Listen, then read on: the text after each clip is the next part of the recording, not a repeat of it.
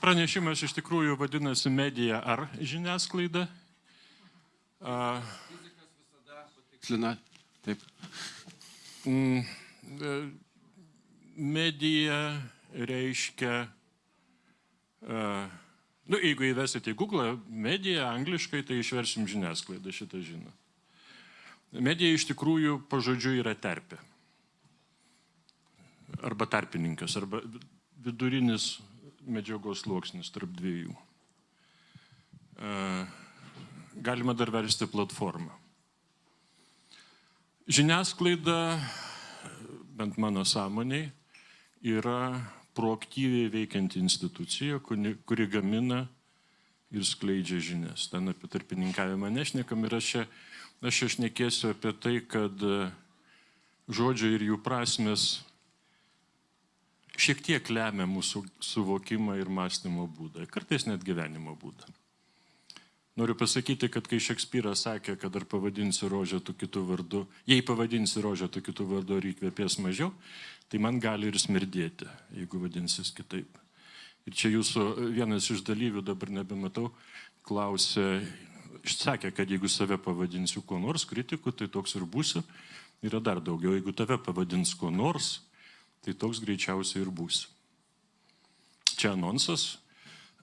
Dabar turiu klausimą. Kas žino, kiek Lietuvoje yra dienraščių? Žinot, dienraštis tai toks kaip naujienų portalas, tik tai ant labai prasto popieriaus įspausdintas, A2 sulenkto per pusę. Ten gali keisti turinį vieną kartą per dieną ir jis turi išeiti 5 dienas per savaitę, kad būtų vadinamas dienraščiu. Kiek sakot? 0? Neteisybė. Koks antras? Yra, žinokit, yra ir aš netgi esu prenumeratorius to dienraščio, nesakysiu pavadinimo, kad čia nebūtų reklamų. Ir man jie atneša 6 valandą ryto ir aš jį skaitau pusryčiams, valgydamas, ko negalima daryti ir jaunimui nepatariu. Tai aš noriu pasakyti, kad esu senų pažiūrų, senų įpročių, seno mąstymo ir tą pabrėždamas užsirišau kaklaraištę ir švarką užsivilkau, dabar jį nusivilksiu, nes karšta.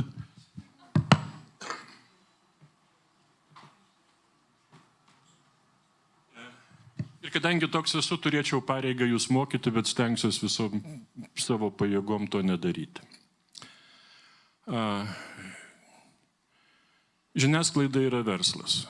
Nebejotinai, man nebejotinai, kitiem gali būti abejotinai, bet aš, kadangi dar be kitų savo nepaprastų gabumų turiu ir 30 metų verslo vadybos konsultanto patirtį, tai apie tai noriu truputį pašnekėti. Ir dar apie modelius man labai patinka šnekėti versle. Modelio pasirinkimas yra svarbus, reikšmingas ir pagal modelius galima ten išdėlioti daugeliu lentynų, bet viena iš linijų yra, ar verslas yra platformos tipo, ar verslas yra tiesinio tipo. Tiesinio tipo verslas kažkas kažką pagamina, distributorius tą nuperka, parduoda mažmenininkam, mažmenininkai parduoda tam, kuris jau galutinai vartoja. Reikia iš karto pasakyti, kad klientas ir vartotojas nebūtinai tas pats.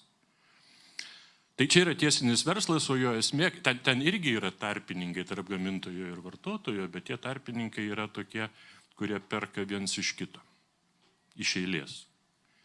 Ir tada labai aiškus klientas. Jeigu aš esu gamintojas, mano klientas yra distributorius, aš pasivažiuoju, su juo geriu alų, šnekuosi, marketingo metodus taikau būtent jam ir stengiuosi, kad jo interesai būtų patenkinti. Platformoje yra kitaip. Platforma yra susitikimas, sudarimas sąlygų susitikti pardavėjui ir pirkėjui, arba gamintojui ir klientui, kaip pavadinsi. 2 arba daugiau. Tipiškas tokio verslo pavyzdys yra kredito kortelės,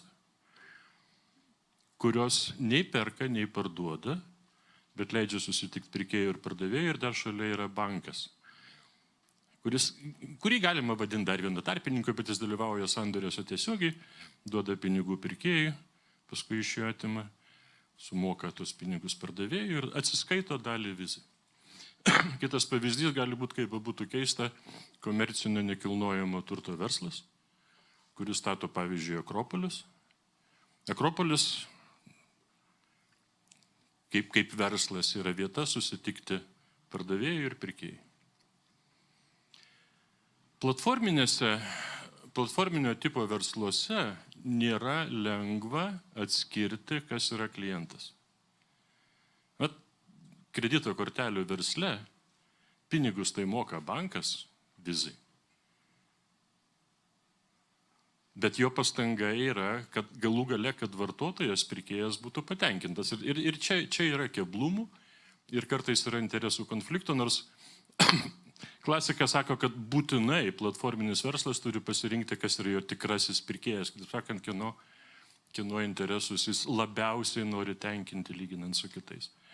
Yra šito pasirinkimo, kartais distributorius gali sakyti, kad parduotuvė yra jo klientas, mažmeninė, kartais gali sakyti, kad gamintojas yra jo klientas, nes jis padeda gamintojui pasiekti vartotoją. Tai čia apsisprendimo klausimas. Dėl ko aš apie tą šneku? Kai aš sakau medija ir sakau, kad man tai yra platforma ir galvoju apie žiniasklaidą, tai lyg ir turėtų būti, kad pati žiniasklaida kaip organizacija, nežinau, redakcija ar kas bebūtų, yra platforma.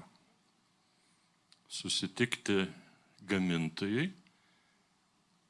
teksto, turinio, žurnalistui ir skaitytojui. Bet ką daryti, kaip žurnalistui iš to ir kaip platforma iš to uždirbti, jeigu klientas nemoka, o moka reklama. Ne? Ir tada kyla tas klausimas. Tai kas yra platformos klientas? Skaitytojas, žiūrėtojas ar kas ten bebūtų? Ar reklama? Ir kai mes šnekam angliškai mediją, rytas šįryt pranešimą darydamas kartais sakė medija, kartais žiniasklaida. Man skiriasi tie dalykai. Jeigu aš esu medija, tai stengiuosi, kad sklandžiai vyktų sandoriai tarp tų platformos dalyvių. Jeigu aš esu žiniasklaida, kaip pardavėjas skaitytojui, tarkim, kol kas palikim nuošalį, tai tada aš perku iš turinio gamintojo, žurnalisto tą, ką man atrodo reikia ir net pasakau, ką jis turi gaminti, kartais ir kaip gaminti, ar ne? Aš nesakau, kad yra grinų, kaip ir pirmai bandžiau pasakyti, nėra grinų verslo modelių.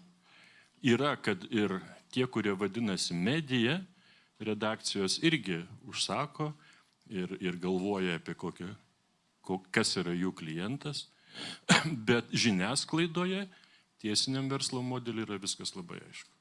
Tu gamintojas, aš perku ir parduodu tam, ką man atrodo geriausia. Šnekant apie panašumą su verslu, kaip nors, tai šiaip jau verslo pati idėja yra uždirbti akcininkams pinigus. Nėra abejonių. Bet ne vienoje strategijoje jūs nerasit, kad mūsų tikslas yra uždirbti akcininkams pinigus, nes akcininkams uždirbami pinigai iš kliento. Reiškia, verslo strategijoje klientas statomas į priekį ir apsisprendžiama, koks jis yra, nes catch all verslė nebūna, patikėkit. Verslė tu privalai žinoti, kas su tavim, kas už tavęs nori pirkti, kam tu nori siūlyti. Ir dar vienas dalykas. Be abejo, bet kokie verslai atsižvelgia į rinkos, tai yra savo kliento poreikis. Kitaip verslo nebūtų. Bet Henry Fordas yra pasakęs, iš tikrųjų tai jis nieko panašaus nesakė, bet vaikšto tokia citata, kad jeigu aš klausčiau rinkos, ko jai reikia, važinėtume labai greitais juodais arkliais. Ne? Tai žinokit, kad tą galima cituoti, bet tai nėra Fordo citata. Kitaip sakant, verslas arba gali būti, nežinau ar čia tinka, bet business as usual, tu žiūri, ko reikia rinkai ir bandai kažkaip tą, ko reikia, išradingai, gal pigiau, gal kaip nors pateikti. Arba tu bandai galvoti, ko rinkai gali reikėti ir bandai tą rinką augintis su tuo, ką sugalvoji. Mobilių telefonų rinkai nereikėjo prieš 30 metų. Ir visokių kitokių dalykų. Tai va čia yra analogijos ir aš nesakau, kad žiniasklaida, kuri veikia tiesinio verslo modeliu, yra bloga, o kuri veikia platforminiu modeliu. Bet tiesiog pasiūlyčiau patiems pagalvoti, koks jūsų konkrečiam verslui modelis yra tinkamesnis. Ir pasižiūrėkit, kaip, šiandien buvo nemažai šnekėta apie influencerių, kaip atsiranda galimybių apeiti tą platformą, kuri galbūt tau nepatinka. Socialiniai tinklai, kurie apskritai nežinau, koks verslas yra, nemokėčiau charakterizuoti. Ir tada rizika, kad jeigu tu esi verslininkas, vyriausias redaktorius, savininkas ir laikaisi tiesinio modelio ir laikai prisirišęs savo gamintojus, ar jie, jeigu iš tikrųjų gabus ir turi ką pasakyti, neišeis į platformą dar kitą, kaip Pancerovas koks nors.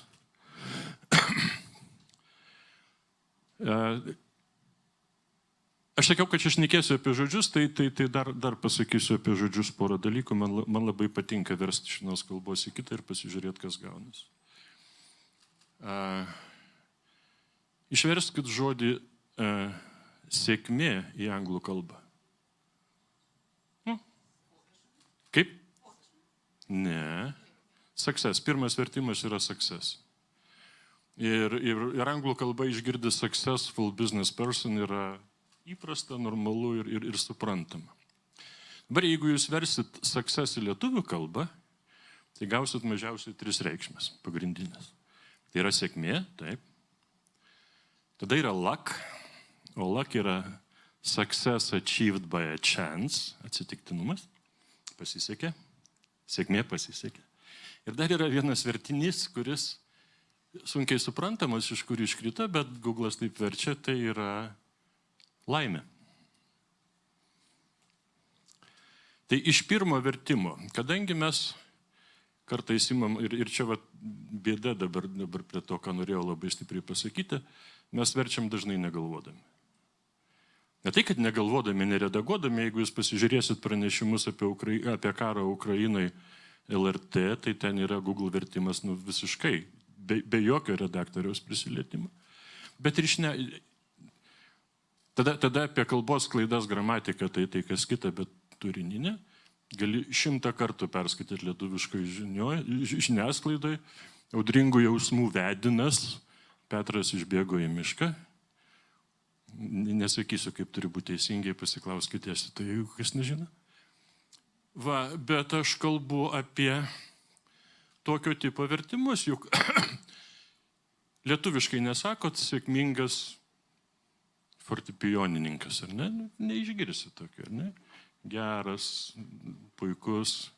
Neverskit sėkmingas verslininkas, nes lietuviskai sako sėkmingas, galvoja, jam pavyko, pasisekė atsitiktinai, ar ne? Sakykit, daug pasiekęs ar kažką tai tokio. Tai čia apie success ir luck. O iš kur ta laimė atsirado?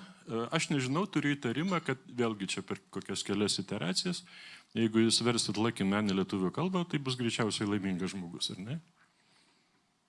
Bet lietuviškai laimingas yra iš žodžio laimė.